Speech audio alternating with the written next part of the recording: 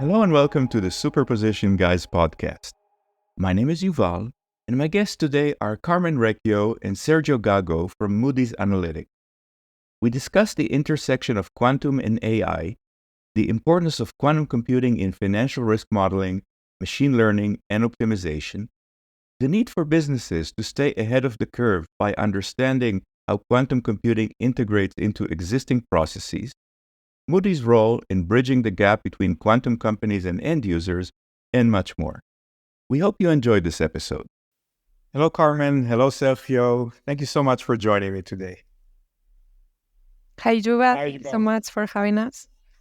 It's my pleasure. So Carmen, who are you and what do you do? Well, I like to define myself as an applied researcher in quantum computing. And right now, the field that I'm applying it to is the financial services industry. I work in the Moody's Analytics team together with Sergio, and recently I started also as a team lead of the team. So that's basically my role. And Sergio, who are you and what do you do? So I'm really happy because this is my second time in this podcast, right? So it's great to be here again and hopefully have not just the same audience, but more, since I know this has been growing nicely. My name is Sergio. I'm Spanish. I am a CTO by trade, turned quantum computing specialist, turned AI specialist, turned everything that's on hype, if you will. About a year and a half ago, I kickstarted the quantum computing team at Moody's, and Carmen started working with us right after. And today I am the managing director of both AI and quantum computing at Moody's as well. Trying to bring the benefits and the adventure of quantum into the finance industry. That's the first time I hear this title, the director of hype. So congratulations. And if I can start by talking about hype, there's obviously a lot of hype about ChatGPT. And you've been at quantum for a while. Do you feel that ChatGPT or AI in general is stealing the spotlight or, more importantly, the budget from quantum? I think that is the case. We talked with many financial institutions, many banks, insurance companies, asset managers, and the likes. And in general, there's with all these technologies, there's a lot of misunderstanding on how they pair up together. So one question that I get a lot is, so quantum computers are going to power up ChatGPT? And that's, of course, the answer is absolutely not. And they live in two different horizons. I mean, who knows what the future can bring with quantum machine learning and quantum AI and something like that. But for now, that's only something very, very far away. Now, what happens is that in many cases, anything that's horizon 2 or 3 tends to fall in the same innovation team, who are typically limited in resources and the amount of hands that they can put on deck. And ChatGPT has taken the world by surprise. Right? So transformers have been around for almost 4 years now, but it was only since the last September or so where the world started seeing that. The biggest difference that ChatGPT brought into the world is that business could understand the use cases clearly. They could just start using it and immediately connect the dots and start figuring out how we could improve their businesses, their processes, internal or external, whether it was difficult or not. Because on generative AI, it takes 1% of the time to build a super nice proof of concept that blows everyone's minds. But then the other 99% of the time is taking that into production. So we are seeing that some of the teams that were traditionally working on AI have switched part or a big part of their dedication over to generate from quantum to generative AI.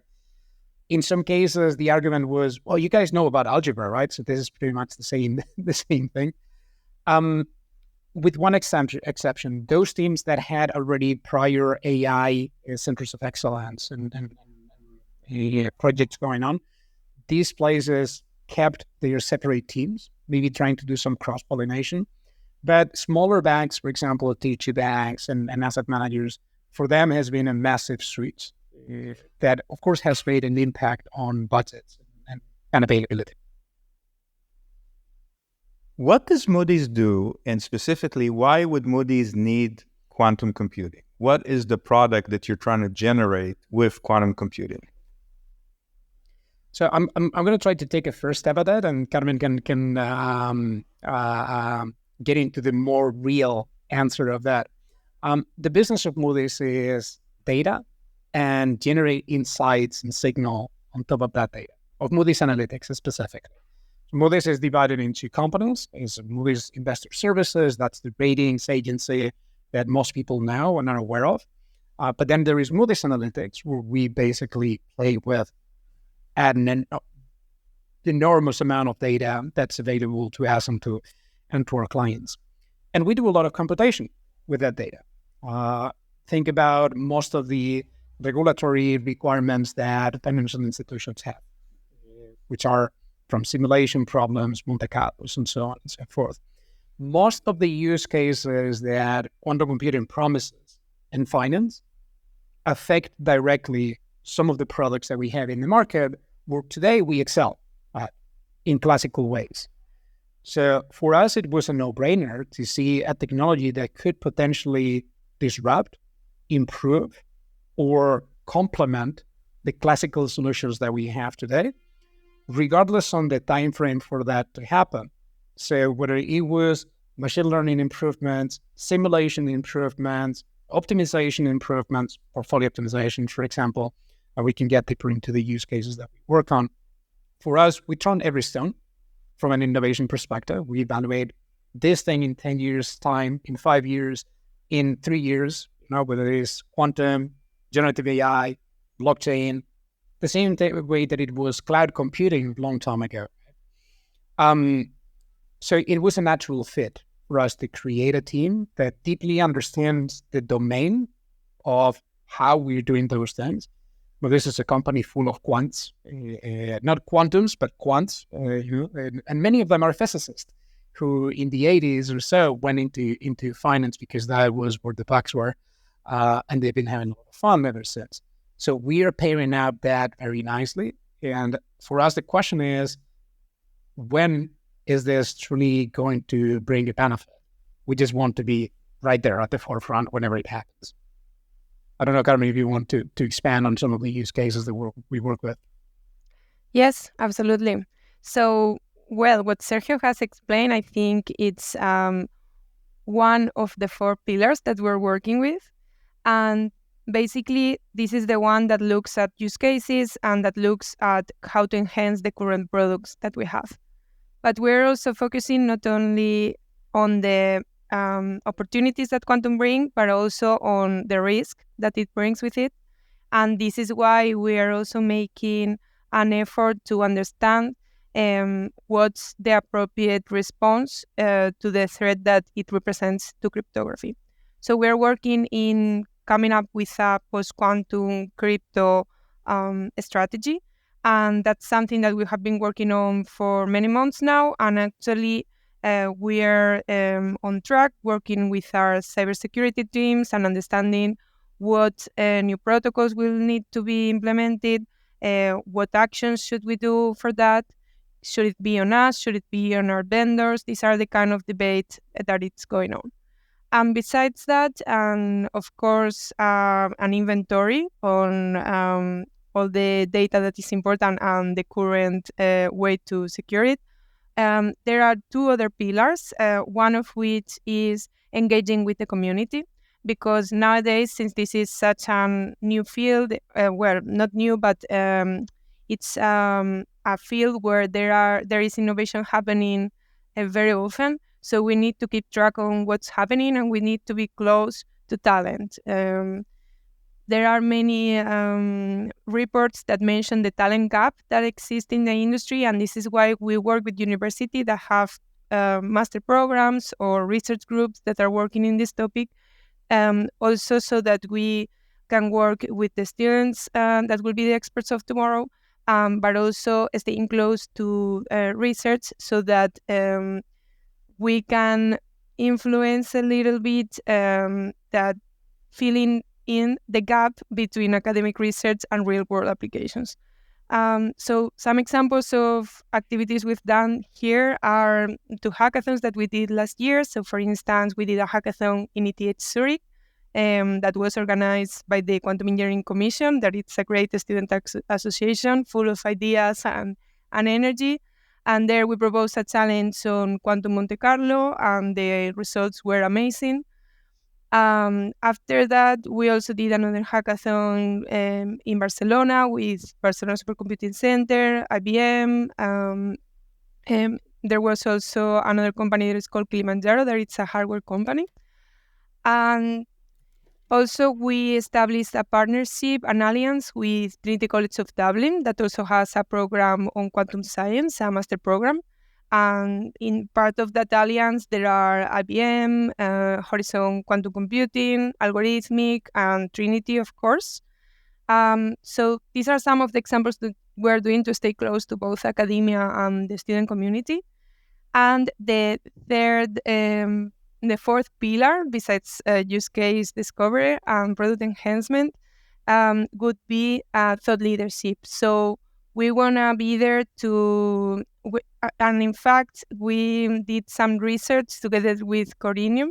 And one of the biggest gaps that we identified was training among the companies that are in the financial industry.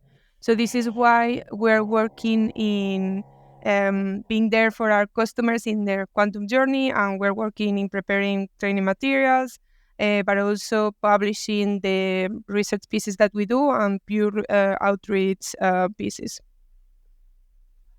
And I think if I can add, one of the main points that makes a difference between us and your typical financial institution, we are not a bank, we're not an end client. So we sit right between quantum companies and the end users. Whenever we talk with some of your typical partners, many of them have passed through this podcast, either hardware companies or algorithm companies and solutions. We sit right between them and the bank at the end of the process. And since these clients rely on Moody's either for data or thought leadership or advice on this, we cannot have this responsibility of understanding where these technologies are going. And the post-quantum cryptography is one very good example on, all right, so what should we do? Should we wait until NIST provides the final encryption algorithms? Should we start playing and doing POCs? Should we participate in some sort of common groups or something like that? So those things are very relevant in terms of creating community with agnostic players.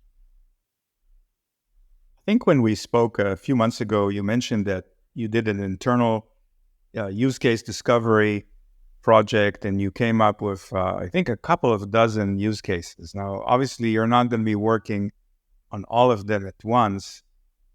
Which use cases are at the top of your list right now? Do you want to go ahead, Carmen? Yeah, absolutely. Yeah, so we took, actually, part of the team joined in November last year, and we took on the work that Moody's had already been doing, working with the experts, with the quants that know the classical problems and know the struggles they are facing today. But of course, as you say, we cannot tackle 24 use cases at once. And we also needed to evaluate which one were more realistic.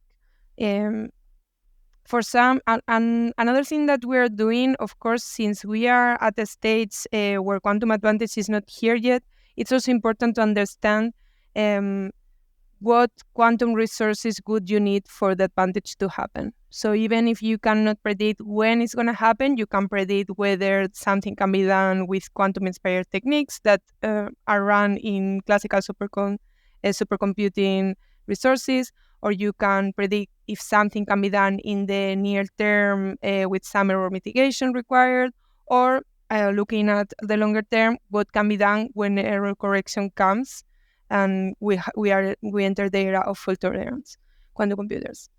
So having all this into account and talking to our business units and the problems that they are facing today. We try to match the literature service like the one that was published at the beginning of 2022 by Pistoia and others, where they did a very comprehensive survey on the status of quantum computing applications for finance.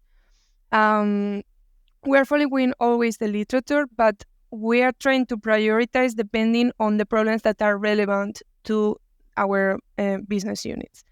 So right now, for example, we are focusing in 3 big areas of use cases. The first one being numerical risk or stochastical modeling in general. The second one will be machine learning, so how it can be enhanced with quantum. And the third one, optimization. So I can give you some concrete examples. For example, inside of optimization, one of the use cases where we are exploring the application of quantum-inspired techniques, like tensor networks, is the use case of optimization of portfolios. But also, we have also, as you know, we don't just explore financial risk, but we try to have to provide our customers with an informed overview of all kinds of risk. So part of it is also climate risk, and this is another area where we are trying to solve dynamic risk models using quantum annealers. Another area that it's big for us, it's simulations, so anything that has to do with Monte Carlo, and time series forecasting for different use cases. I'm sure it's good for your customers to feel secure that Moody's is thinking about that, and they can always turn to Moody's for advice. But how do your customers think about quantum? Do they say, "Oh, tell us when it's ready, and until then, we're just comforted to know that you're thinking about it"? Are they pulling to use it? And related to that, is there an explainability problem with quantum? I mean, if quantum computer makes a decision, are there some applications where you say, "Well, I can't really use it because I can't explain what the black box is actually doing"? So we see, on your first question, we see a lot of examples across the world. There are those who are heavily investing in quantum already. We know their names. They're very vocal about that and publish really, really good research that helps the whole community move forward. But then the vast majority are actually oblivious to everything that is going on. That was a hypothesis that we had. We virtually work with most of the financial institutions in the world in one way or another. But when you think about a bank, there are thousands of people, tens of thousands of people in that institution.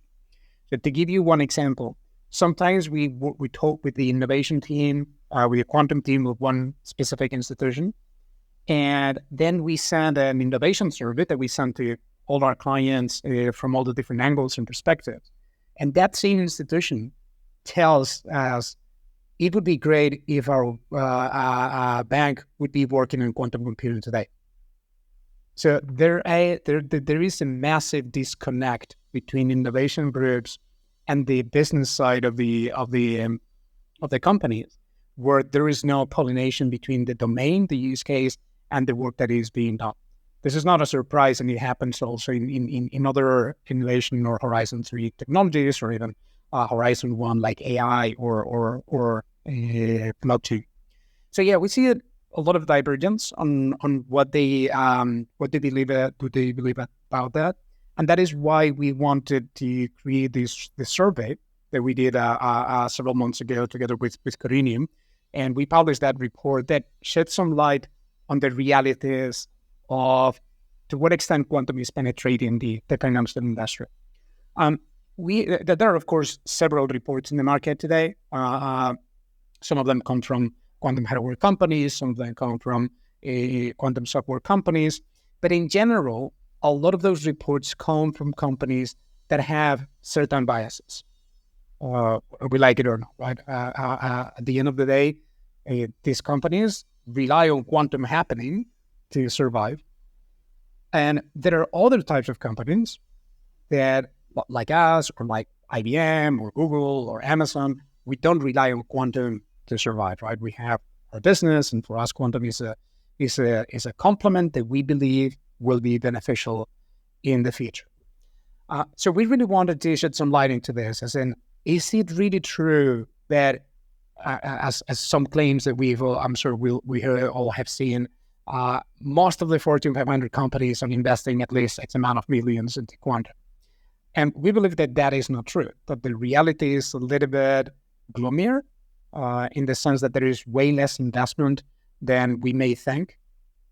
But it has a brighter side. That means that there's a lot of work and a lot of things to be done in that sense. Most of the people that we discuss with feel that the industry is definitely not ready. So, as you were saying, they're waiting and see what is going on, which we believe is the wrong approach. It's not enough to wait and see, and that is why we're doing some of the things that Carmen mentioned before on upskilling your team, on getting ready, start learning the technology, and most importantly, make sure that you mix your domain, your products, your pipelines with what quantum can do. So whenever we have we're calling this today the ChatGPT moment for quantum. Whenever that happens, you're right at the forefront of that, right? And we can talk more about the results of this survey later. But then you have a really interesting point on transparency and interpretability of the models. It's really funny because this goes hand in hand with all the conversations that we have with artificial intelligence and the regulations of AI, for example, in Europe as they are coming very soon, and any type of model on whether you use generative AI or more classical machine learning models. That is fundamental. Specifically speaking, whenever you work with regulators, your models need to be fully explainable, which means that a lot of the use cases that we have on quantum will have a big challenge with that.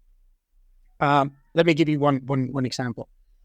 A lot of the cases that you can work with when you evaluate credit risk, relying on quantum Monte Carlos and things like that, methods based on quantum amplitude estimation, they could potentially give you a quadratic speed up, as we probably all know, even though there's a lot of challenges that we still need to figure out. But all it gives you is the final answer. You don't have the granularity and the explainability of running your Monte Carlo, where you have all your fun of scenarios ready for you to dig into that and zoom into those. So whenever we talk with our own people, they say, okay, fine, but how do I zoom into this part of the probability distribution, or that part, or how do I change my parameters? Maybe the answer is not so much making the final calculation that gives you the last number of your reserves, of your conditional valued risk, the expected shortfall for the regulator. But how do you get into those numbers? Maybe it's a tool that helps the analyst creating the portfolio and making business decisions. So then when you have to run that for regulator purposes, you use your classical methods. Incidentally, this is exactly the same thing that we do with artificial intelligence. We have a human in the loop that gets supported by AI, but then the final tweaks, the final decision, the final validation relies on the human. And related to that, people are thinking about ChatGPT, and maybe soon, if you write an article using ChatGPT, it's going to be watermarked in some fashion. Do you feel that that's coming to quantum as well? That the API is going to be watermarked to say, "Hey, there's a quantum computer in the loop"? I think that's a really good question, but I don't think so, because in my opinion, or at least for some of the use cases, maybe there are other use cases where this is not true, but most of the use cases, we are not creating the problem. The problem is there. It's a problem that takes ages to calculate, or that we have to oversimplify, and the quantum computer is just the super duper abacus. very super, right? But it's a computation machine at the end of the day. So I'm not sure there would be like some kind of signature, except that you have been able to calculate it. Maybe that's a signature good enough that you were able to compute that that problem. But beyond that, it's either a combination, a number, or something like that. There's, of course, quantum machine learning and other techniques where maybe this makes more sense, but I don't know. I would have to think about that. Now, Carmen, Sergio mentioned that quantum will be useful in the future. When is the future in your mind? Well, that's a very tough question to answer, and I have heard many lecturers getting this question in different events. No one wants to make a very tight prediction, but what we can say is, as Sergio mentioned earlier, that it's not important where it comes. Where it's important, there's a very steep learning curve for companies to adopt quantum computing, and therefore you cannot wait until it's ready in order to start understanding how it will impact your industry.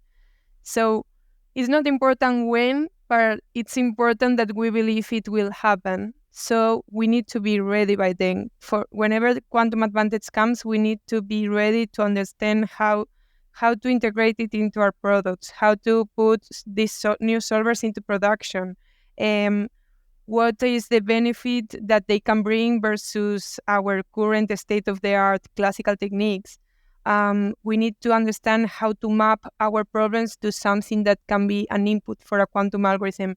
These are the steps that we need, that it's now the moment to work on. And then whenever quantum advantage is a reality, we will be the first there to make use of it, and we will not lose the competitive advantage. Let's assume that I'm CIO of a mid-size regional bank, maybe Midwest, serving a few states in the Midwest. How should I go about it? What would you advise, Sergio, that I do as the path to understanding quantum and getting ready to put it into use? I am so happy that you made me this question. So a mid-sized bank is very likely won't have huge amount of resources to do the research by themselves, but maybe they have a few data scientists on payroll that have been helping with some specific machine learning use cases and whatnot. Now, these very company would be most likely leveraging generative AI today to use AI almost as if it was a low-code or no-code replacement of traditional machine learning approaches. In that same way, how can they leverage quantum whenever it happens, but in a way that they can get competitive advantage by not being left behind? So that is precisely the solution that we want to put on the market, in the sense that some other people are going to do the research and build intellectual property and patents and all that nice commercialization that we are living today. But then it's going to be a matter of licensing the algorithms themselves. So how can we make an algorithm as a service solution that gives this companies like TCIO the benefits of doing the same thing? What are they doing? Portfolio optimization, what are they doing? Regulatory capital requirements, and so on. So what we're working on, and we're going to be putting in the market later in this year, this is a spoiler alert, is tailored precisely towards this type of companies, where you play with algorithms as a service, with some of the use cases that we are self-developed or that we partner with other companies in the quantum industry. We will be able to comment on later in the year. So this company can say, hey, these are my assets, or these are the loans I'm giving away. This is my credit card transactions. Imagine any use case like the ones that Carmen mentioned before. And then with a simple API call, I can get the best of breed solution that exists, whether it is classical, quantum inspired, which of course is very fashionable lately, pure quantum with certain type of hardware, with digital, analog. We don't know what's going to work in the future, right? And many companies are pushing forward, which I think is fantastic and it helps us. But that should not be the problem of this tier 2 bank. They should use whatever is the best solution out there. Carmen, when you were describing use cases earlier, you mentioned broad categories, machine learning and optimization, and maybe a couple others. But could you be a little bit more specific? So how can economists start using quantum today? Would it be around machine learning? Would it be around optimization? If you had to pick just one application that economists could use today, what would that be? Well, I think this is also linked to what Sergio just explained. In the end, an economist, it's a user that should stay at a high level when using a certain kind of technology, whether it's a GPU computation, whether it's AI, whether it's supercomputing, or quantum. So I think that quantum should be abstracted from them. And this is why companies like us are working on the middle ground between the expertise in the domain that it's going to just consume whatever output they need for solving a problem or for making some research or for trying to predict what's going to happen in the future. And we need to give them the most accurate and the best solution that we can in the most optimal time, when time is important. So for an economist, I would say that they should try to understand where their current solutions are struggling today, and whether, for example, they experience that there's some calculation that they would need to get daily, or that they will need to do even more than once per day, but right now there's no provider that enables them to do such a computation so often. There they have identified a bottleneck that potentially has some advantage from being executed in quantum. So I think that for them, what we need is to keep staying at a high level, but tell us what are their business needs. What computations do they need to do more accurately? What computations do they need to do faster or more frequently? And it will be on us to work on providing the technology that can get them there. As we get close to the end of our conversation today, I want to go back to the study that you mentioned.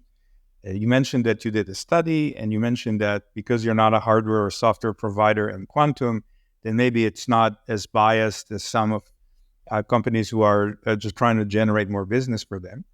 And I understand that it showed that companies are not entirely prepared for quantum, or maybe to put it mildly, not entirely prepared. But what other highlights can you share from the survey?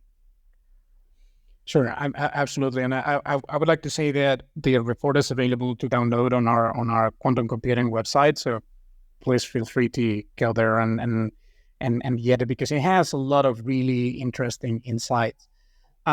We tried to do both a qualitative and quantitative analysis, and ask directly, specifically, a lot of tier 2 financial institutions, but also tier 1s, on those who were aware of quantum. So we filtered specifically people who had a certain knowledge on the field.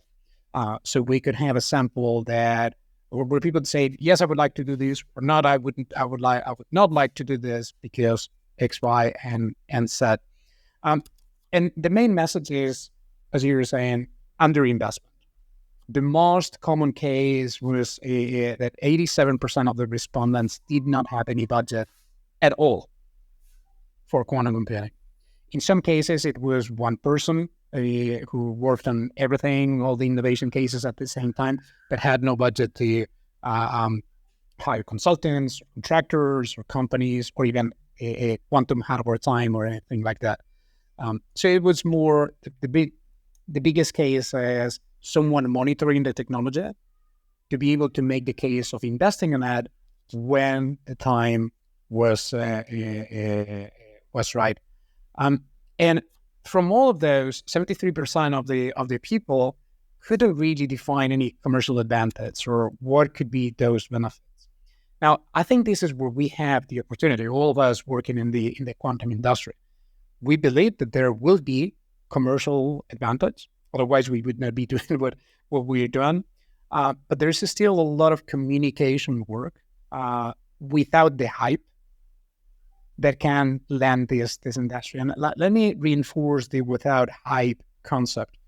One of the things that we've seen as well is people who went all the way around, who started playing with quantum, got fooled by the quantum hype, so that the results that they could get today gave them maybe a piece of research, maybe some IP that arguably would have close to zero value in the future.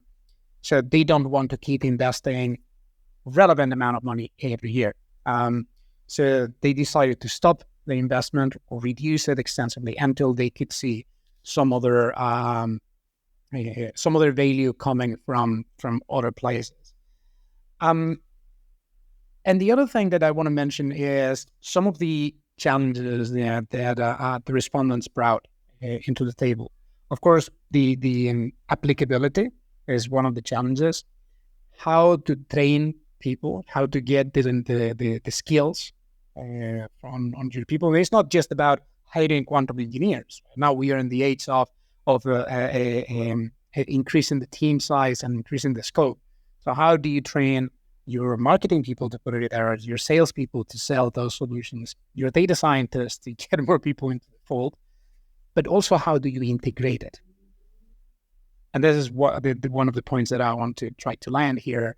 Is not just about putting together a Jupyter notebook that you execute, it works, and it gets rotten in 3 months' time. You have to start thinking about your pipelines, how it's going to be embedded into your product, how it will grow together with your product. I want to end with a hypothetical question, and perhaps first Carmen and then Sergio. If you could have dinner with one of the quantum greats, dead or alive, who would that person be?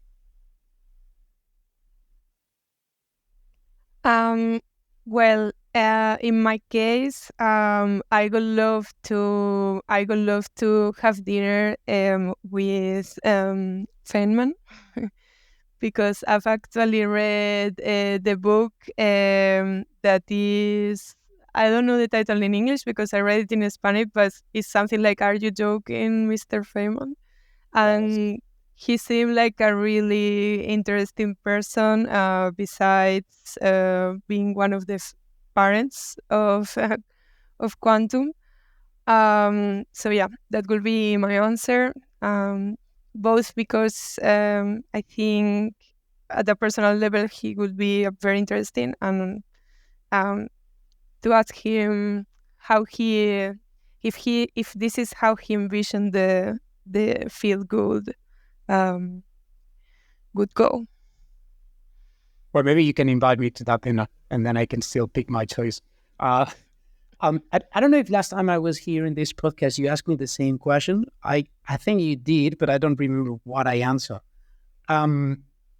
Incidentally, last week I watched Oppenheimer. So I'm not sure if that changed my opinion a little bit. But I want to tell a little story that happened to me a couple of weeks ago. I went to our New York office, and now we do hoteling. So basically, you book your desk or your room for the day or for the week. You don't know, or no one should know, where someone is going to be. I go relatively often to our New York office, and when I got into my desk early in the morning, I see that on the table there's 3 books, 3 of the classics on quantum mechanics, right there. And I said that we are a company full of quants, and many of them are physicists, so it is natural. But the fact that we had those books in there was some DPs. And one of those was one of the seminal books from Dirac on quantum mechanics. So I just took it, and I felt something when I was reading this one. So now my answer would be having dinner with Dirac. Very good. So Carmen, Sergio, thank you so much for joining me today. Always a pleasure. Thank you very much, Yuval. Thank you so much. So happy to be here today.